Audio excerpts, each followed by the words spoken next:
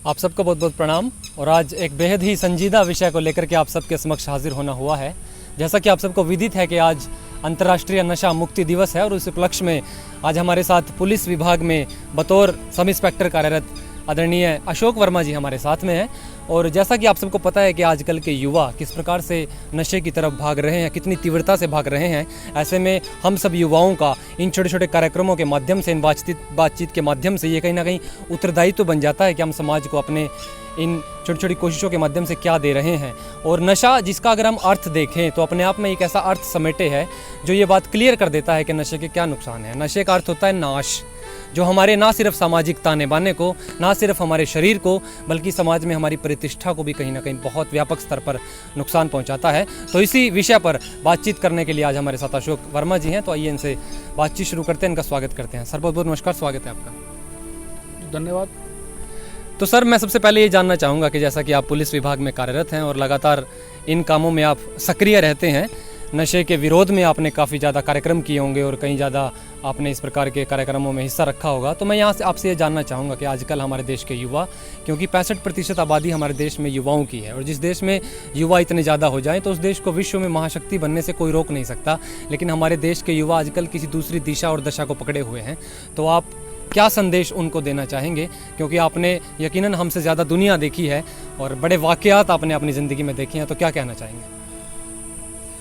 सबसे पहले तो मैं आपका धन्यवाद करता हूं और ये कहना चाहूँगा कि जो नशा है वो एक ऐसी बुराई है जो मानव को धीरे धीरे ग्रसित करती है, और आने वाले समय में कुछ वर्षों के पश्चात वो व्यक्ति उस नशे का ऐसा आदी हो जाता है कि नशे के कारण वो स्वयं भी अपने पाँव पर नहीं खड़ा हो पाता जी।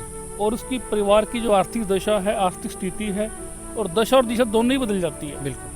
परिवार में ऐसे लोगों का मान सम्मान नहीं होता है जी। और समाज में के लोग भी उनसे बड़ा कटते हैं जी।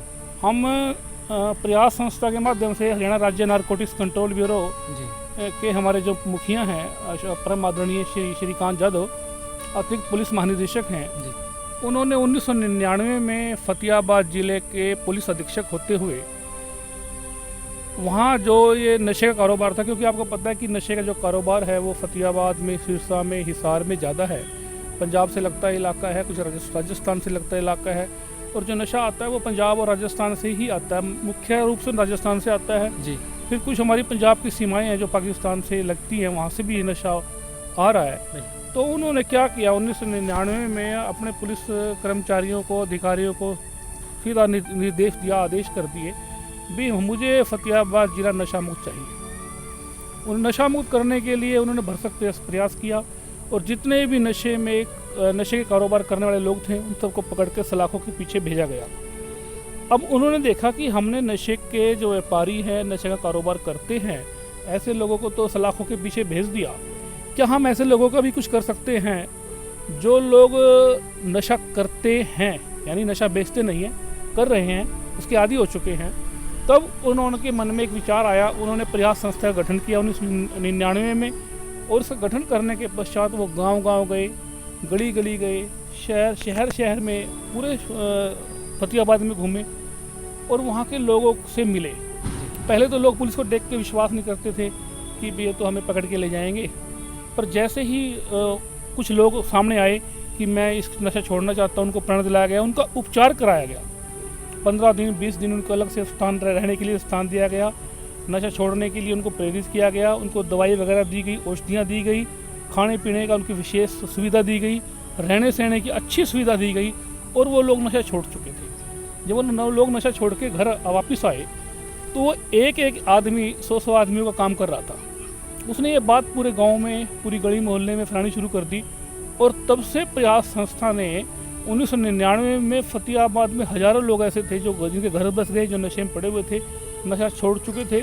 नशों के व्यापारियों में तो बिल्कुल डर था कि भाई ज़्यादा साहब हैं, ये नहीं छोड़ेंगे। तो ये कार्य उन्होंने वहाँ से शुरू किया था, और मैं पिछले 7 महीनों से जी हरियाणा राज्य नारकोटिक्स कंट्रोल ब्यूरो में आया हूँ। मैं इससे पहले अपना फोरेंसिक में था, अपने FSL में था। तो 7 महीने से जब मैं यहाँ आया तो साहब ने मेरे को जिम्मेदारी सौंपी कि भाई आप ये प्रयास संस्था का कार्य करें, लोगों को जागरूक करें, तो मैं 4 जिले देखता हूँ, कुरुक्षेत्र, करनाल, अम्बाड़ा और यमुनानगर। जी अभी 1 महीने से कोरोना काल में हमने काम नहीं किया ज़्यादा, तो क्योंकि स्कूल सभी शिक्षण संस्थान बंद थे, लोगों से मिलना जुलना बंद था, तो इसीलिए हम 1 महीने अभी बैठे हुए थे। अब हमने अपना कार्य दोबारा से आरंभ कर दिया। आज से कुरुक्षेत्र के अंदर हमने 53 जागरूकता अभियान चला दिए हैं, जिसमें हमने कार्यशाला का भी लगाई हैं, कार्यशाला भी लगाई हैं और शिक्षण संस्थानों में गए हैं, गलियों में गए हैं, मोहल्लों में गए हैं, लोगों को जागरूक किया है। हम ये कहते हैं कि नशा एक बुराई है, जीवन की सच्चाई है। हम सभी ने ठाना है भारत को नशा मुक्त बनाना है, और हमने एक जोड़ा है कि हम सभी ने ठाना है नशे के व्यापारियों को जेल में पहुंचाना है। पोस्त भांग अफीम का नशा करता है जीवन की दुर्दशा, जो खाते हैं नशे की गोलियां वो सहते हैं जग की गोलियां। इस प्रकार से हमने स्लोगन बनाए हुए हैं, काफ़ी सारे हैं, अगर मैं बताऊँ ज़्यादा समय लग जाएगा। तो हम लोगों को जागरूक कर रहे हैं। इसके साथ ही हमारे पास बहुत ही एक सकारात्मक सोच के लोग आए हैं, जिनके बच्चे नशा करते थे, उनका हमारे पास फ़ोन आए हमारे पास। मैंने नंबर दिया था भी ये नंबर पे हमें बताएं।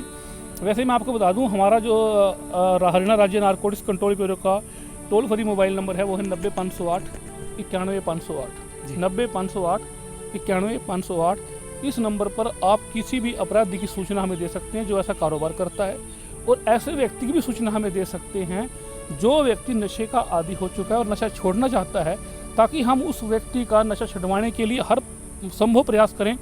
उसका हम इलाज उपचार भी कराएंगे, उसका औषधि दिलवाएंगे, उसकी सहायता भी करेंगे, चाहे आर्थिक रूप से हो, जिस प्रकार से भी हो, हम सहायता करने के लिए तैयार बैठे हैं।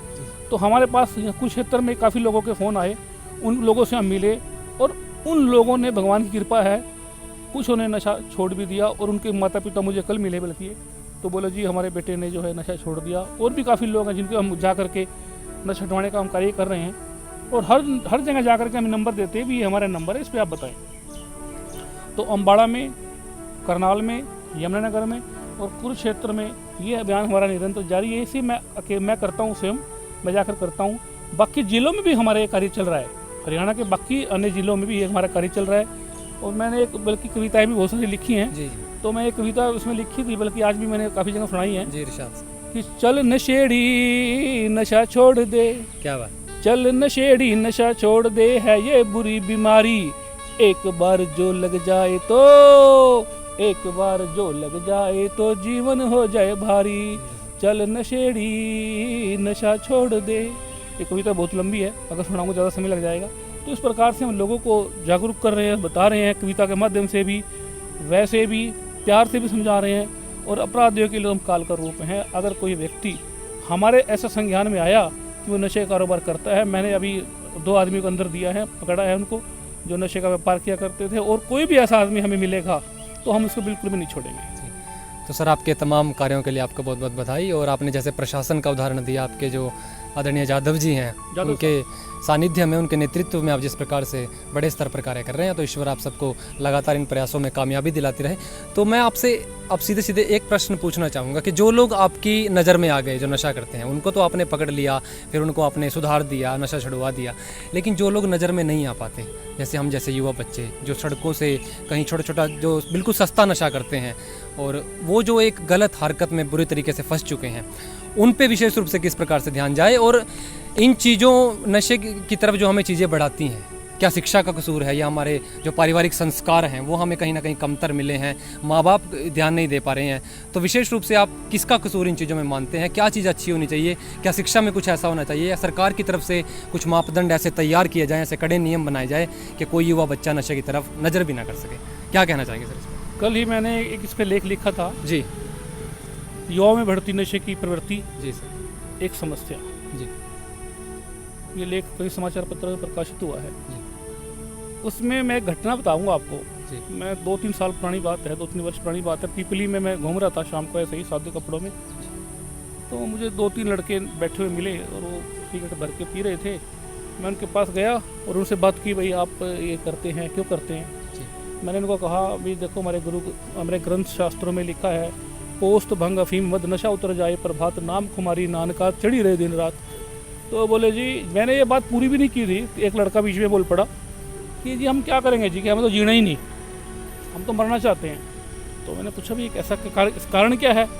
बोला जी मैं पूरा दिन में दिहाड़ी करता हूँ, 200-300 रुपये कमाता हूँ, और फिर वो उसमें हमारा घर का खर्चा भी नहीं निकलता और बड़े परेशान है। और इस करके देखो इसके कारण है, जो आपने पूछा है कि कारण क्या है, एक तो अशिक्षा जी दूसरा बेरोजगारी, जी तीसरा हमारी संगत, और चौथी हमारी जो फिल्में हैं ना, चलचित्र हैं, जी जी उसमें हम देखते हैं, हीरो को देखते हैं वो कैसे करता है, सिगरेट पी रहा है, ये कर रहा है, वो कर रहा है, उससे हम बड़े प्रभावित होते हैं। बिल्कुल। क्योंकि हर व्यक्ति के जीवन में एक चरित्र होता है जो उसके मन में बस जाता है। जैसे हम फिल्में देखा करते थे, मैं अपनी बताता हूँ, मैं धर्मेंद्र को अपना आदर्श मानता हूँ। जी जी तो उनसे सीखें भी, अच्छा काम कर रहा है तो अच्छी बातें सीखेंगे, बुरा काम कर रहा है तो बुरी बातें सीखेंगे। कुछ इसके सकारात्मक सोच लेकर चलते हैं, कुछ नकारात्मक सोच लेकर चलते हैं। नकारात्मक जैसे धर्मेंद्र फिल्म में शराब पीता है, शोले फिल्म में ऊपर चढ़ गया टंकी पे, इस प्रकार से जो होते हैं कुछ लोग उसको सीख लेते हैं, अभी धर्मेंद्र ऐसा करा तो मैं भी ऐसा करूँ। तो ये ऐसी सोच से हमें बचना होगा और इसके लिए हमारा जो समाज है वो उत्तरदायी है। जी कारण ये है कि हमारे जो बुजुर्ग रहे हैं या कोई भी रहा है, सभी बैठ के जब हुक्का पिया करते थे, बैठ के बीड़ी सिगरेट पीते थे, तो सभी मिलके उनको देखा देखी पीते हैं। नशा तो देखा देखी सीखा जाता है। अभी एक लघु नाटिका में भी था, वे लड़के उसे ज़बरदस्ती पिला रहे हैं। एक बार जो नशा हेरोइन का नशा या जो चिट्टे का नशा है, यदि व्यक्ति एक दो बार ले लेता है तो उसके बिना वो रह नहीं पाता। तो सर मैं एक विशेष बात और आपसे पूछना चाहूँगा जो मेरे मन में पिछले कई दिनों से चल रही थी। जैसे हम नशे के बारे में अक्सर ये कहते हैं कि नशा छोड़ो युवाओं, इसकी तरफ क्यों इतना ज़्यादा, ये आपके शरीर को खोखला कर रहा है, आपके माध्यम से फिर ये देश को भी खोखला कर रहा है। तो ये जो नशा बाज़ारों में बिकता है और फिर जहाँ ये बनता है, अगर ये वहीं से बंद हो जाए, ऐसा कोई प्रावधान क्यों नहीं हो सकता सरकार की तरफ से कि नशा जहाँ बन रहा है वहीं से अगर ये बंद हो जाए तो? और वो कहते हैं ना, गोधन गजधन वारी धन और रतन धन खान, जब आवे संतोष धन सब धन धूरी समा। मानव की प्रवृत्ति ऐसी है कि वो लोभी है, लालची है, पैसे के पीछे पागल हो चुका है और पैसे को ही सब कुछ मान बैठा है। हमारे भारत सरकार ने NDPS एक्ट बनाया हुआ है, 1985 में बनाया था और बड़े कठोर नियम बनाए गए हैं इसमें समय समय पर इसमें संशोधन भी हुआ है। और अफीम की जो खेती होती है वो राजस्थान में होती है। अफीम एक ऐसी औषधीय पौधा है जिसकी दवाई कैंसर पीड़ितों के लिए या किसी का ऑपरेशन करना उसके लिए उसकी दवाई बनाई जाती है। परंतु कुछ लोग भी लालची लोग होते हैं जो उसमें से, जबकि वो सरकार के संरक्षण में बनती है, वहाँ सरकार के पहरेदार होते हैं, सब कुछ होता है, फिर भी वो बेईमानी करके किसी ने किसी प्रकार से जो अफीम का नीचे का होता है ना, वो डोडा वगैरह होता है या उसका चूरा होता है, वो चुरा लेते हैं और उसको बाजार में बेच देते हैं। इसको रोकने के लिए सरकार प्रयत्न कर रही है। हमारी टीमें पूरे हरियाणा प्रांत में, हिसार में, सिरसा में, जींद में छापेमारी करके पकड़ती हैं। और इसकी जो सप्लाई है, मेन इसकी जो आपूर्ति है, वो ट्रकों के माध्यम से आती है। यदि हम हर एक ट्रक को वो करने लगे, सर्च करने लगे, तो बड़ी समस्या आ जाएगी। तो इसी हम गुप्त सूचनाओं पर आधारित है हमारा जो कार्य है, और इससे हम गुप्त सूचना मिलने पर ही हम ऐसे लोगों को पकड़ने में सक्षम हो पाते हैं।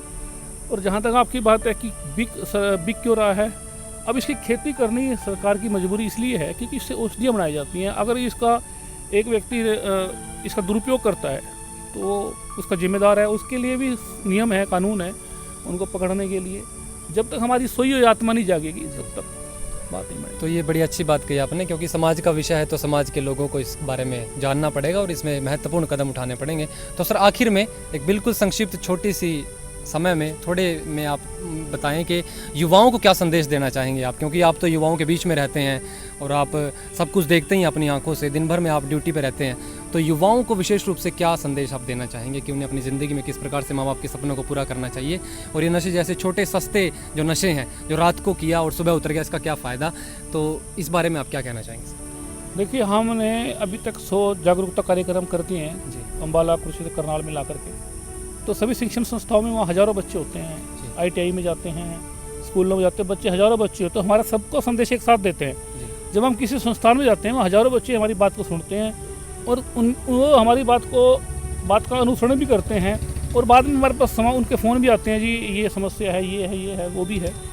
तो यही संदेश है कि जो नशा के लिए जो लोग इसके पीछे पागल हुए हैं, इससे बचने के लिए देखो आजकल हमारे पूरे हरियाणा प्रांत में नशा छुड़वाने के लिए नशा मुक्ति केंद्र भी बन चुके हैं। नशा मुक्ति केंद्र भी इस और बड़ा ही सराहनीय कार्य कर रहे हैं। तो इसके लिए सबसे ज़्यादा जो कार्य रहेगा वो माता पिता का और दूसरा शिक्षकों का। जब माता पिता और शिक्षक दोनों जागरूक हो जाएंगे तब वो दिन दूर नहीं होगा कि जो बच्चे हैं वो इस ओर से पीछे हट जाएंगे। और संदेश तो यही है, अभी नशा ना करो, नशा तो बुराई है। क्योंकि कई बार नशा जो आदमी मजबूरी में करता है, कई बार तनाव में करता है, कई बार उसको ज़बरदस्ती दे दिया जाता है, कई कारण होते हैं नशा करने के। तो जो नशा करता है वैसे उसके लिए भी हमारे कठोर प्रावधान है। अगर हम उनको पकड़ना शुरू कर दें तो बहुत ज़्यादा ही केस हो जाएंगे। तो हमारा ये ध्येय है, हमारा ये लक्ष्य है कि जो नशा कर रहा है उसका नशा छुड़वाया जाए और जो बेच रहा है उसको हम पकड़ें। जी, तो बहुत बहुत शुक्रिया सर आपका, हमें समय देने के लिए, हमसे बातचीत करने के लिए और इस महत्वपूर्ण संजीदा विषय पर रोशनी डालने के लिए। और दोस्तों आखिर में मैं आपसे यही कहना चाहूँगा कि एक युवा सबसे ज़्यादा समय अपने माँ बाप और अपने शिक्षकों के बीच में व्यतीत करता है। तो इन दो पात्रों की, इन दो किरदारों की हमारी ज़िंदगी में बड़ी महत्वपूर्ण भूमिका हो जाती है। तो हम अपने बच्चों को लगातार अच्छा बताते चलें और कहते हैं कि तलवार की नोक पर इतिहास बनता है, एक जवान की ओर से ज़माना बनता है। और हमारे देश के जवान अगर सही ट्रैक पर आएंगे तो कहीं ना कहीं फिर हमारा देश, हमारा राष्ट्र बनेगा। और हिंदुस्तान को ऐसे समय में युवाओं की बड़ी ज़रूरत है। तो इन्हीं शुभकामनाओं के साथ बहुत बहुत शुक्रिया, बहुत बहुत धन्यवाद।